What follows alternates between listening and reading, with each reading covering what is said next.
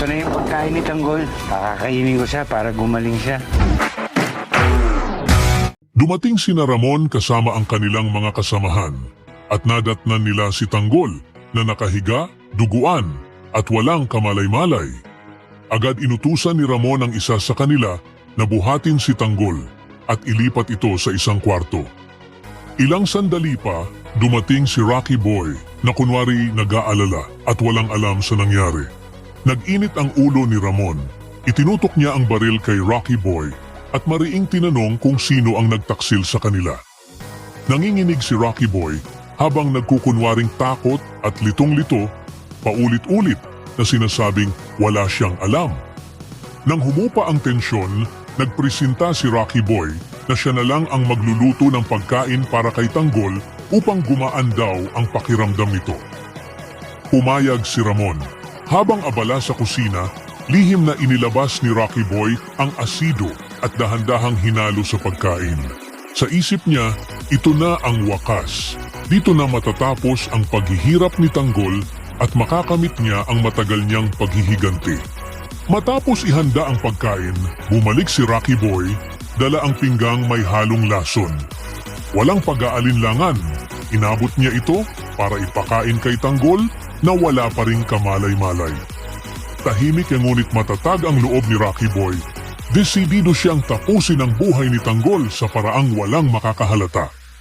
Sa kabilang dako, hinarap ni Miguelito si Jason, galit na galit at puno ng puot. Malinaw niyang sinabi na hinding-hindi niya palalampasin ang ginawa ng mga Mondragon. Para sa kanya, kailangang magbayad ang mga ito sa lahat ng sakit at kahihiyang dinulot sa kanyang pamilya.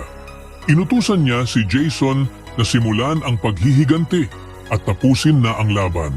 Taranta si Brando at agad nagbabala sa lahat. May nagtangka raw sa kanya at paparating na ang mga gerero.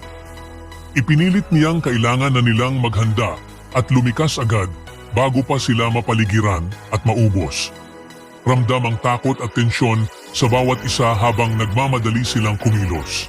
Hindi nagtagal, dumating sina Jason sa bahay ng mga Mondragon. Walang pasubali, pumasok sila at agad nagpasiklab ng putukan.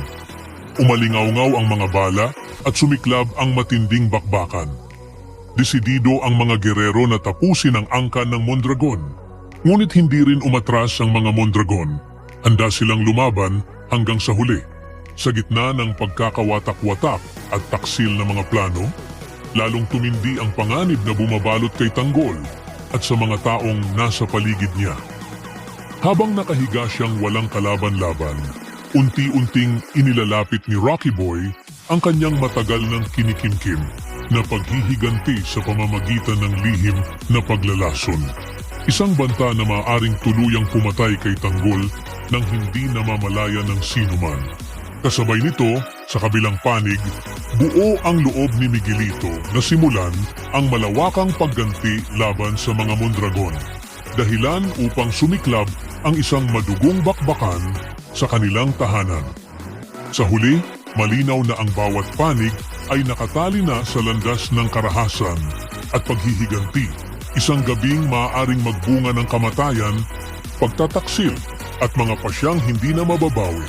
Ibahagi ang inyong saloobin sa comments section. Huwag kalimutang mag-subscribe at i-click ang notification bell para hindi ninyo ma-miss ang susunod na kabanata ng Batang Quiapo. Maraming salamat sa panunood.